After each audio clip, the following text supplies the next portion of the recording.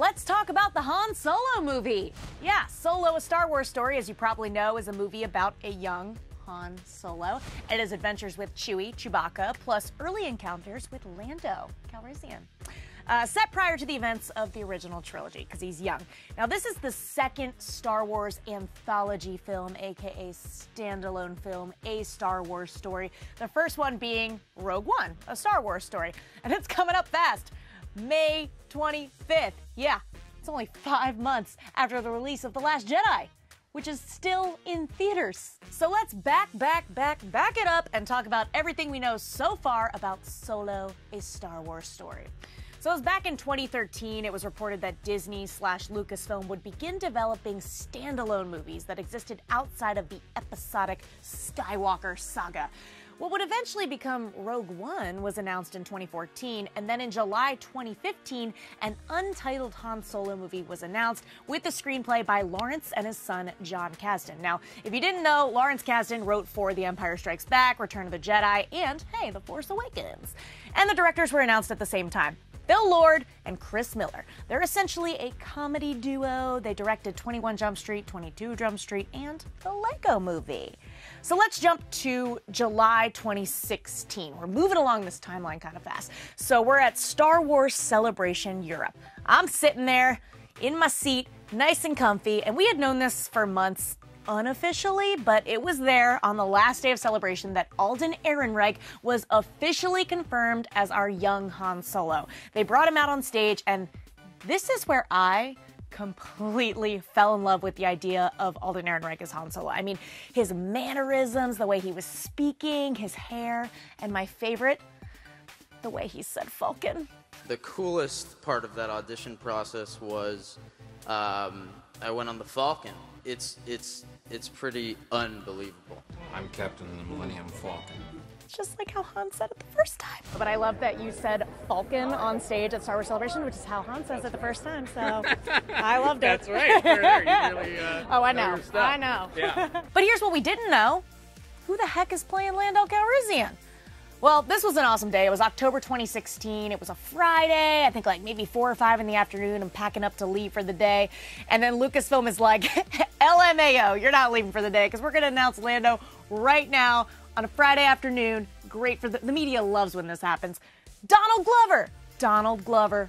Donald Glover. Donald Glover. Amazing casting. And let's round out some of the other casting here that came out around the same time. We've got Woody Harrelson reportedly playing a character named Beckett, maybe Tobias Beckett. This is all kind of speculation. But Beckett was a name that Woody Harrelson actually dropped in an interview. Emilia Clarke is reportedly named Kira. I've seen like 9 different spellings of this, but she's a brunette with bangs. Tandy Newton, unknown character. Phoebe Waller-Bridge, also unknown, reportedly a CG-driven character. And Michael K. Williams had originally been cast, but he was reportedly removed from the film, the final film, after being unable to return to set for pickups. Which brings us to the director shakeup. They shot a heck of a lot of the movie up until June 2017, when it was announced that Lord and Miller were fired, citing creative differences.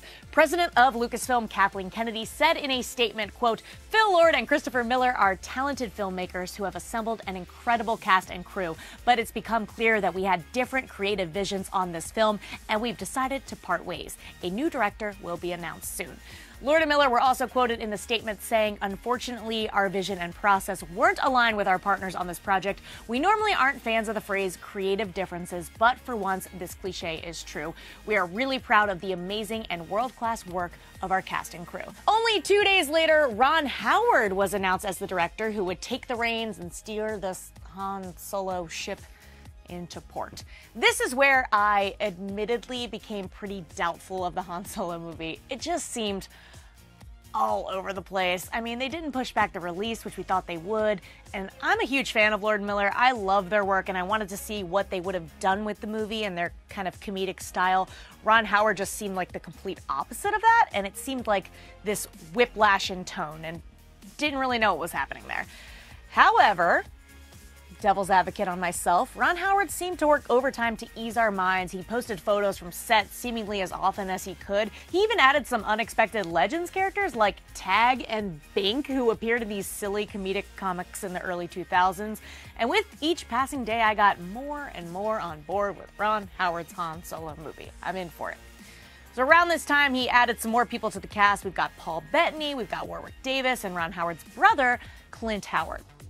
Filming for the project wrapped in October 2017, and that's when Ron Howard announced the official title, Solo, a Star Wars story. I'm fine with it. Now let's talk about the score. The quick and dirty on Star Wars scores all over the board is that they're John Williams babies. They're all John Williams, but not the standalone movies. Rogue One was composed by Michael Giacchino, and Han Solo will be composed by John Powell. John Powell scored a ton of movies. How to Train Your Dragon and United 93 are some good ones to start if you kind of want to Google them, YouTube them, and listen to them for a minute. Check those out. But however, in December, as in a few weeks ago, John Williams was giving an interview to Variety where he said that he would write the theme for Han Solo while John Powell will write the rest of the score. So what can we see in the Han Solo movie? This is where I got doubtful, because I liked the idea that Han Solo is this legend that may or may not have lied his way into the Star Wars universe, lied his way into the rebellion. And it's like, oh, you've never heard of the Millennium Falcon? This is the ship that made the Kessel Run in less than 12 parsecs. Was he lying about that? Probably. I mean, I like the idea that he could have lied or embellished his way into the Alderaan mission to get money, and then was reluctantly thrust into the Star Wars and eventually became a war hero. I mean, I don't really need to see how that happened. But we are likely getting the Kessel Run and how Han Solo won the Millennium Falcon from Lando, which I like. I like that. I would like to see that, because it seems like the Falcon belongs to Lando for much of the film. We've seen that shot of the wardrobe that he has inside. It's like this nice pristine Falcon, and then maybe Han gets it and turns it into a piece of junk. And it's also rumored that Jabba the Hutt will appear in the film. It's clear they have this long history when we first hear of him, or see him, if you're watching the special editions. But I don't know, what are your hopes and wishes for Solo, a Star Wars story? Let us know in the comments, or you can hop on Twitter, where I'm a Jedi in the streets, but a Sith in the tweets. See you next time. May the Porgs be with you.